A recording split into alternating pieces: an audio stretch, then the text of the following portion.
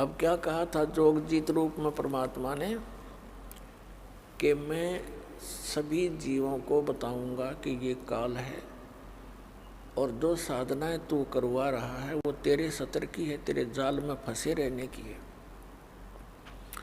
परमात्मा ने मुझे एक ऐसी शक्ति यानी मंत्र दिया है, उस सतनाम के जाप को और सार नाम के जाप को प्राणी को दूंगा और जिनके पास ये मंत्र होगा उसका तू कुछ बिगाड़ नहीं सकेगा। जैसे उसी मंत्र से मैंने तेरी ये हालत कर दी और वो मंत्र उन प्राणियों को दूंगा जिनके पास ये मंत्र होगा तो उनके निकट नहीं जा सकेगा और सबको सतलोक ले जाऊंगा सतनाम दे करके। तो इसने फिर प्रार्थना की कि 3 युगों में जीव कम ले जाना, चौथा युग जब कलयुग आवे तब तो शरण जीव बहु जावे, ऐसा वचन हर मोय दीजे तब तुम संसार गवन संसार ही कीजिए। तब परमात्मा ने कहा ठीक है। और दूसरा ये कहा था कि आप बलपूर्वक ना ले जाना,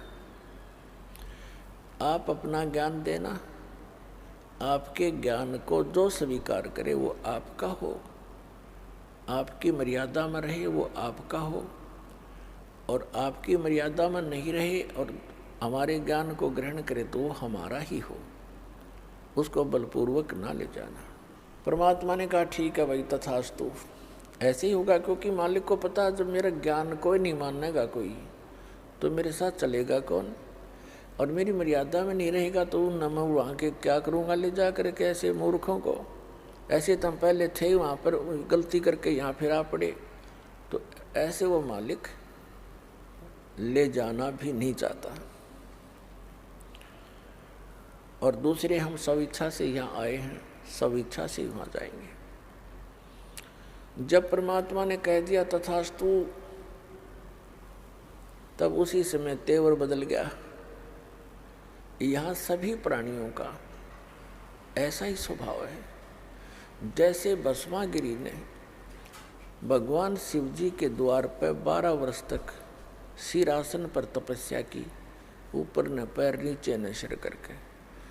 जब भगवान शिव ने पूछा कि क्या चाहते हो भक्त, वचनबद्ध करवा लिए और कहा ये भस्म कड़ा दे दो। जब भस्म कड़ा दे दिया भगवान शिव ने, अगले तेरी साथ होले तैयार, वो एकदम त्यावर बदल गया। नहीं जब करबद्ध खड़ा तो हाथ जोड़े था। तो यहाँ ऐसा ही स्वभाव प्रत्येक प्राणी का बन गया, क्योंकि यथा राजा तथा प्रजा हो ही जाती है। यहाँ का ये राजा है, हमारे अंदर ये मन इसी का अंश है, तो ये हमारी सबकी एक जैसी वृत्ति होगी। तो इसने कहा कि जाओ जोगजीत बेसिक संसारा, जीव न माने कहा तुम्हारा,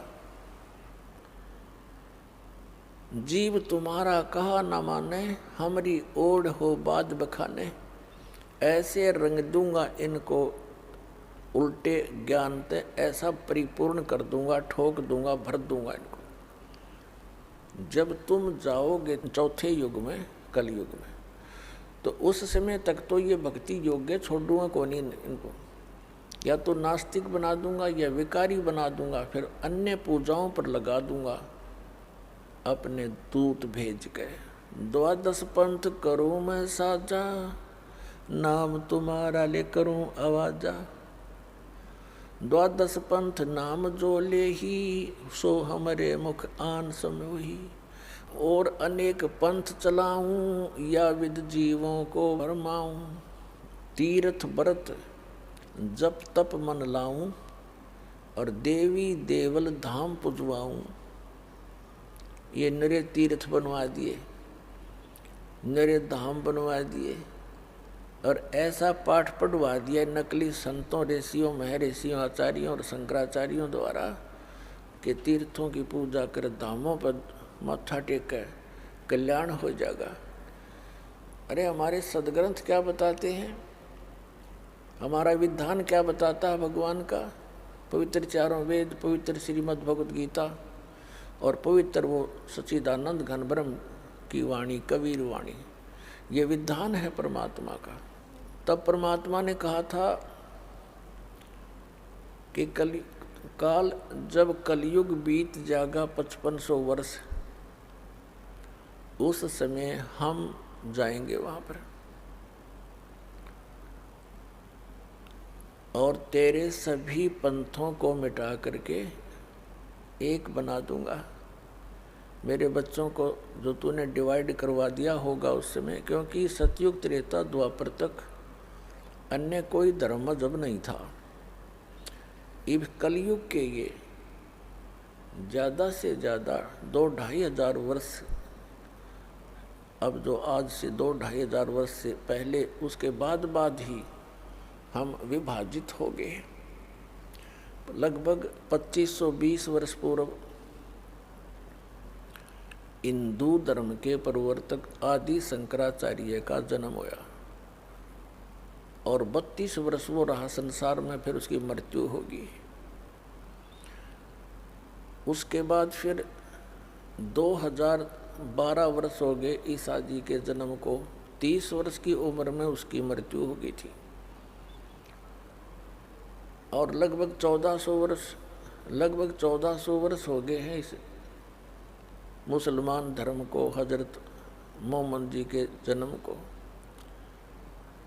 और सिख धर्म जो है ये परमात्मा के कबीर जी जब प्रकट थे उसी समय नानक साहिब जी भी उनके समकालीन थे। अब हमारे इस काल ने हमें कैसे बिचला दिया। आदरणीय नानक साहिब जी ने कोई धर्म नहीं बनाया था, धार्मिकता को बढ़ाने के लिए पुण्य कर्म बढ़ाने की एक विधि बताई थी। और सिख का अर्थ शिष्य होता है, शागिर्द होता है। और फिर आगे चल के ऐसे प्रारूप बिगड़ ही जाता है।